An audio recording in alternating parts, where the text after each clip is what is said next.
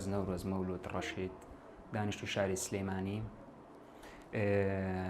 سەرەتای دەستپێکی من بۆ ئالەتی دەف لە باوکی ئەزیزمەوە بوو، با بڵێن ئەو حەز و ئینێرجی و تاقەیەم لەوە بینی منیش حەزم لە ئامێری دەف کرد. هەر خولیاکەش مەگەڕێتەوە بۆ ئەو کاتی کە بە سەماعی جۆم لێ بوو کاتێک کە باوکم پرۆڤەیە کرد جۆم لە ئامێری دەف بوو، زۆر بەلامەوە هەستێکی جیاواز بوو، زۆر خۆش بوو بەلامەوە.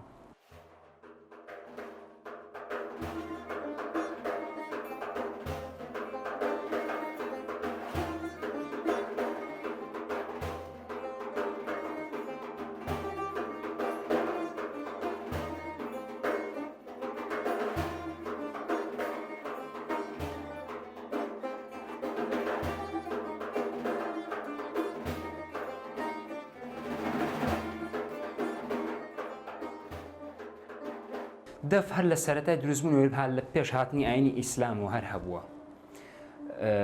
کە ئاینی ئیسلام هاتەوە با بڵێن مۆسیقای حرام کردووە، دەف لە تەکی و خانەقاکانە ماوەتەوە بۆ ئەوەی لە ناو نەچێت.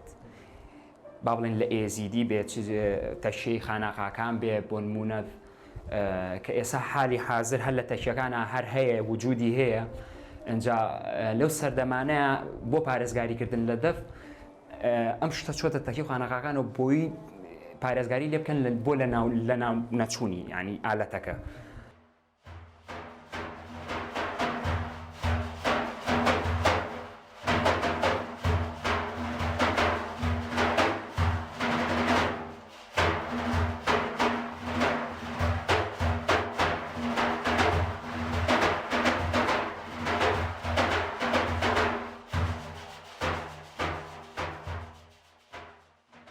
دەف ئالەتێکی بەڕاستی لیاقێکی فولیە لەبەر ئەوەی تۆ ئەگەر سازێک بژەنیت بۆ نمونە ئەیکەیتە باوەشت، ئەگەر عودێک بژەنی ئەیکەیتە باوەشت، ئەگەر جەمبوشێ بژەنی ئەیکەیتە باوەشت، ئەگەر زەڕ بێ ئەسڵ کە ئەیکەیتە باوەشت. بەڵام دەف لە هەمووی جیاوازترە بۆ لەبەر ئەوەی تۆ لەسەر تەوازنی دەست ڕایە، یعنی لەسەر دەستی چەپت ڕایەگری.